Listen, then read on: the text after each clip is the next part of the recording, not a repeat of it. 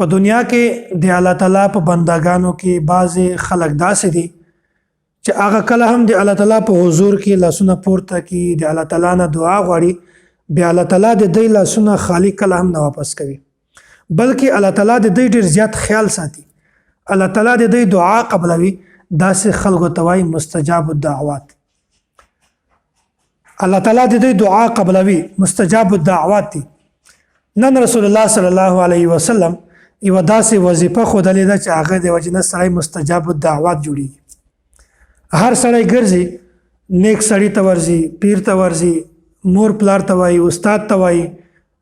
کوم سړی نیک وي هغه ته وایي چې ما ته دعا وکړه هغه خواهش ته وي چې دا سړی نیک ته دغه دعا الله تعالی قبلوي نو کوم سړی دعا چې الله تعالی قبلوي هغه ته څه وایي مستجاب الدعوات حضرت ابو درداء رضی الله تعالی عنه فرمایي وای رسول الله صلی الله علیه وسلم فرمایلی دي من استغفر للمؤمنین والمؤمنات کوم یو کس چې د مؤمن سړي لپاره یا د مؤمن ښځې لپاره د استغفار مطالبه کوي من استغفر للمؤمنین والمؤمنات یوما 27 مره هر ورځ د خپل مؤمن سړي لپاره مؤمن ښځې لپاره 27 وویشت ځله وویشت قرته دا دعا غواړي د مغفرت والا بیا کان من الذین یستجاب لهم بیا الله تعالی به د هغو خلکو سره د هغو خلکو نشمار کی چې د کومو خلکو دعا الله تعالی قبلوي دا سړی به مستجاب الدعوات جوړ شي چې کوم کس په ورځ کې وویشت قرته وویشت ځله د مؤمن سړي لپاره مؤمن ښځې لپاره د مغفرت دعا غواړي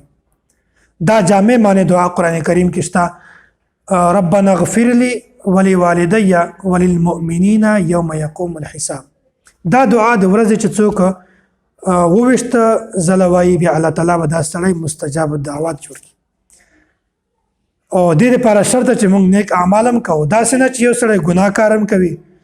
او د ده دنیا ټوله خرابه وي په حرامو کې مبتلا وي په ګناهو کې مبتلا وي او بیا د وایي چې مستجاب الدعوات جوړ شي نه د الله تعالی په احکاماتو به عمل کوي او د سره دا دعا به هم وایي الله تعالی به ان شاء الله موږ ټول تاسو مستجاب دعوات جوړي نو دا ډیره مجربه او خیسته وظیفه ده الله تعالی دې موږ تاسو ټول ته د دین سمجھ را نصیب کړي الله تعالی دې موږ تاسو ټول دعاګانې قبول کړي او الله تعالی دې موږ تاسو ټول ګناهونه معاف